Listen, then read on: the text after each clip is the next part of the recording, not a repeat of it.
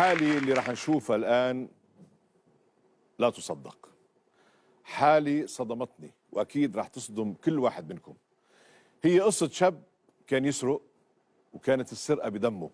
حاول مرارا وتكرارا أنه يوقف السرقة ولكن ما قدر، فبحث عن حل، وجد الحل. تخيلوا شو كان الحل.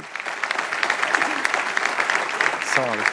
أهلا علي، كيفك يا علي؟ الحمد لله. تفضل يا حبيبي، تفضل. تفضل علي، تفضل. كيف أحوالك؟ الحمد لله. شو عملت بحالك يا علي؟ آه، قطعت ايديك. قطعت ايدي عشان كنت حرامي من صغري. شو كنت تسرق علي؟ ألوفات وموبايلات وذهب، وعمري ما اتمسكت. طيب ما اتمسكت ولا مرة؟ لا، ما اتمسكتش. طيب وبعدين؟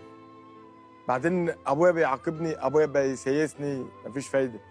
ابويا بياخد مني هدايا ومفيش فايده. ابويا عامل معايا المستحيلات عشان ابقى عايش نظيف وعايش. ابويا موظف في الجامع، امي ست بيت، اخواتي متعلمين، اهلي دكاتره.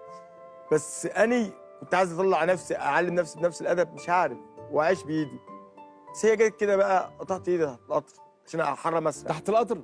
قطعت واحده تحت القطر. كيف؟ حطيت ايدك تحت القطر؟ حطيت ايدي ونمت على بطني، والقطر عدى عليها. والقطر عدى عليها. قمت قايم مروح، قلت لا اله الا الله محمد رسول الله. انا قطعت ايدي عشان بس ما طلعش دم؟ بعدها بسنه ونص القطر بيقطع ايدي، بتلحم من سخونيه القطر. القطر بيقطع بيكوي ايدك. ما طلعش دم يعني بعدين؟ لا، ما طلعش دم الا بعدها بساعه. اول ايد قطعتها. انوجعت؟ لا، ما وجعتش. حسيت بألم؟ ما وجعتش عشان كنت مبنج بنج رباني. يعني كان في قلبي ايمان وتقوى عند ربنا، وربنا عايزني اتوب وارجع له. انا مش عارف اتوب وانا بايدي. ابويا اول ما قطعت ديت زعل مني. ابويا قاعد فوق وانا قاعد تحت. وما بتحكي معه؟ لا، ما بحكيش معه. وهو ما بيحكي معك؟ زعل منك مني قطعت ايدي طب معه حق. طب حدا مجنون بيقطع ايده؟ انا مش مجنون، انا عاقل. ده ابن حضرتك. ابنك نعم. طب انا يعني تفضل. انا فوجئت. طب اتفضل ازاي؟ لان انا اصلا خصمه اساسا على بعرف اللي هو بيعمله فيا. هو ما حج. اذاش نفسه، ده اذاني واذى الاسره بتاعته. حج مش قادر يبطل. يعني انا سمعته كلمني. مش قادر يبطل السرقه دي بدمه. بقى لقى انه يقطع ايديه، يمكن عشان يرضيك.